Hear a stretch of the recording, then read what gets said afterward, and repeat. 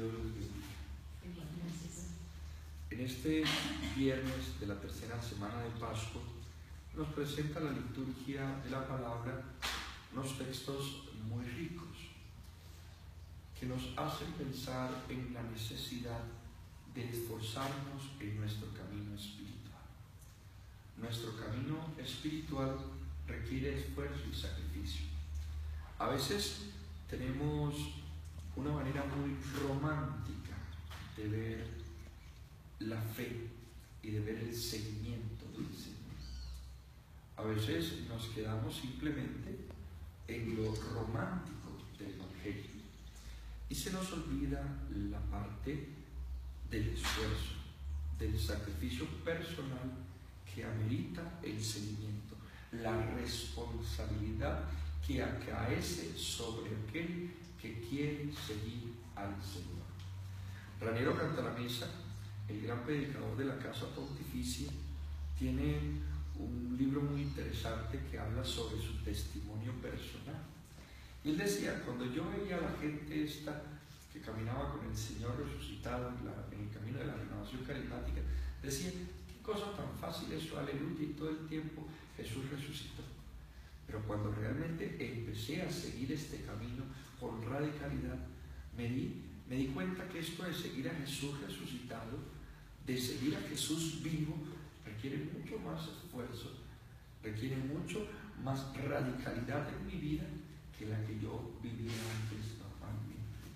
Y trae consigo ciertas responsabilidades, ciertos esfuerzos personales. Estamos en el tiempo de la Pascua. Jesús ha resucitado. Hoy tenemos la certeza de que está vivo. Pero por eso mismo no podemos quedarnos en un cristianismo anquilosado y cruzado de brazos, un cristianismo estático, un cristianismo quietista, un cristianismo solo desde la perspectiva de recibir, a ver qué me da el Señor, a ver qué me da, y yo aquí contemplo, y yo aquí vivo, pero desde un subjetivismo y un confort. El que ha vivido la experiencia del resucitado inmediatamente se pone en camino, y cuando se pone en camino inmediatamente tiene trabajo, tiene esfuerzo, va a tener detractores, va a tener personas que de una u otra manera no le entiendan. Eso le pasó a Saulo de Tarso, y es lo que muestra la primera lectura. Se encuentra con el resucitado. El solo choque con el resucitado ya lo hace caer en el suelo, lo hace desmontarse de sus seguridades, lo hace apartarse de su zona de confort, lo hace desligarse de aquello que le parecía lo mejor y con lo cual se sentía bien, porque era un hombre muy importante dentro de los fariseos, dentro de los judíos, iba con cartas, iba delegado de Israel, de los sumos sacerdotes, para cumplir órdenes, y cae al suelo y se vuelve nadie, un enfermo, un ciego, pierde sus seguridades humanas, sus fortalezas personales, y se convierte en un paria para muchos, dependiendo solo de Dios, esperando que lo guíe el Señor a donde quiera el Señor.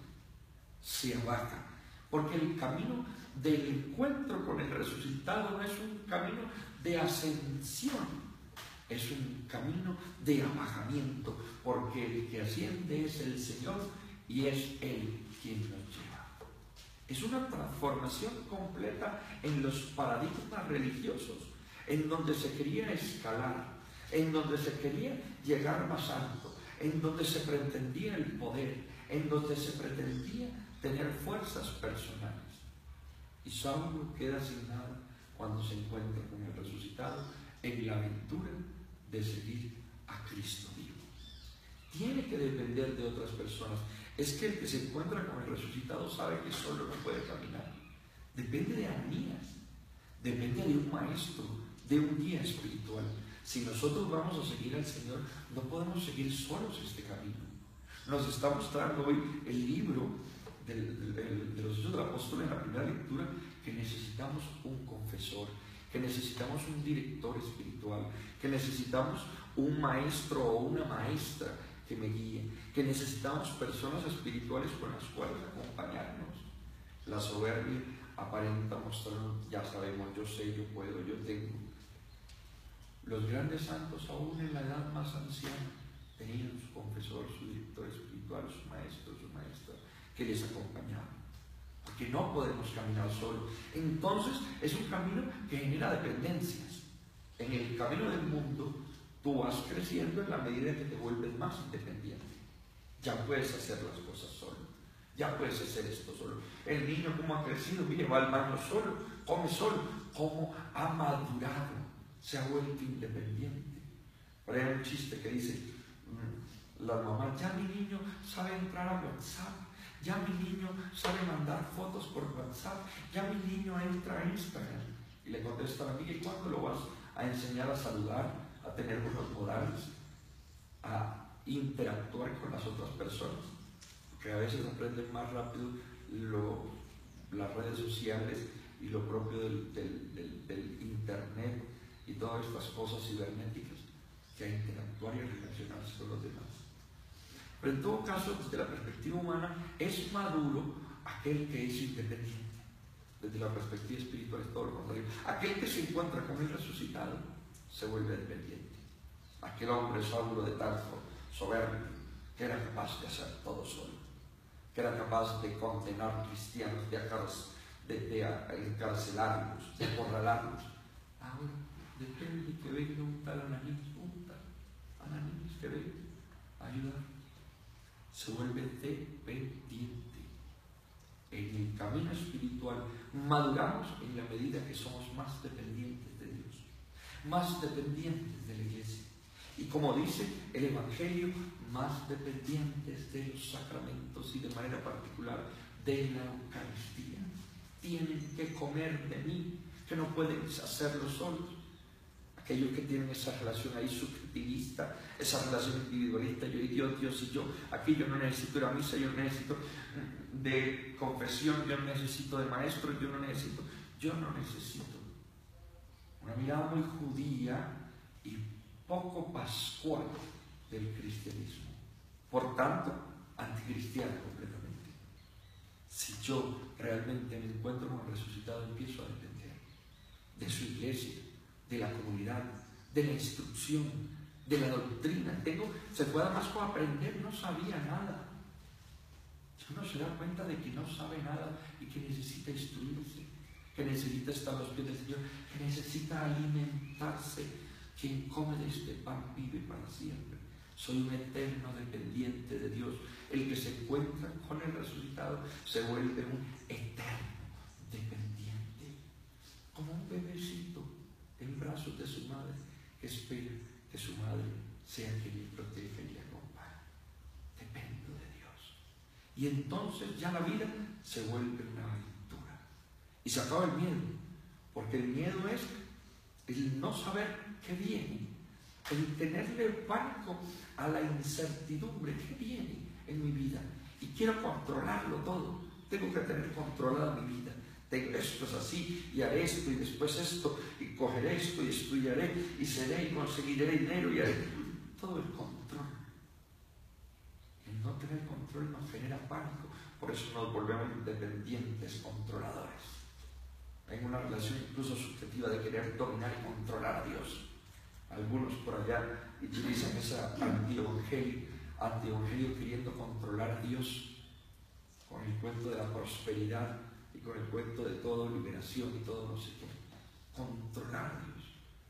Cuando se encuentra con el resucitado, sé que no controla nada, que Dios lo controla todo.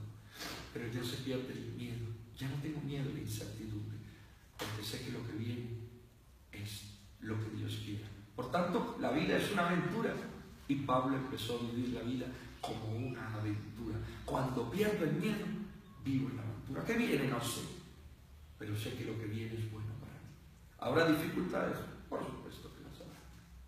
Pero Dios me protegerá y me asistirá. Dios me dará nueva vista, me levantará, me restaurará, me acompañará, me sanará.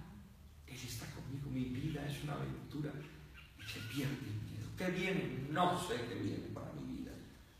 Dependo solo de Dios. Depender de la Eucaristía. ¿Quién come de mi carne? Es el que come de mi carne el que vivirá para siempre. Volverme dependiente de la Eucaristía, dependiente de su alimento, ¿Cómo va este darnos de comer? No querían depender. Yo no necesito de nadie. Hay unos que se ufanan por ahí diciendo que han descubierto que en la religión no se necesitan intermediarios. Descubrí que no se necesitan intermediarios y eso me cambió la vida. Incluso por ahí lo leí en una biografía que pusieron recientemente en las redes sociales de Martín Lutero, como si fuera la gran cosa. Descubrió que no se necesitaban intermediarios.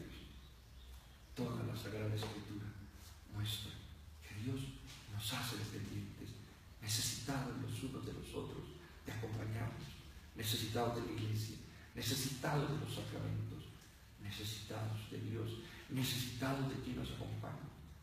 Y nos pone intermediarios, como le puso a Saulo a Ananías. Nos pone hombres y mujeres que han caminado y que nos pueden instruir y ayudar, acompañar, asistir. Nos da la Santísima Virgen María. Ayer empezamos la novena de Nuestra Señora de Fátima, porque quiere que seamos unos niños en sus brazos y que no volvamos dependientes, para que realmente vivamos la aventura de ser cristianos, no la soberbia y el orgullo de creernos independientes. Y terminar lo que hace diciendo Lutero, la libre interpretación de la Escritura. Entonces yo me vuelvo el geógrafo, yo me vuelvo mi propio Dios, lo que yo interprete, lo que a mí me parezca de un individual subjetivo. ¿Y qué hizo Lutero? Tantas iglesias, tantas divisiones, porque cada uno hizo su interpretación, y son la división de la división de la división. Nosotros vivimos en la dependencia de la Eucaristía, del pan de vida, de la palabra, de su doctrina, de su magisterio. Ciegos, necesitamos que Dios envíe su Ananías, que envíe el magisterio de la Iglesia para que nos acompañe.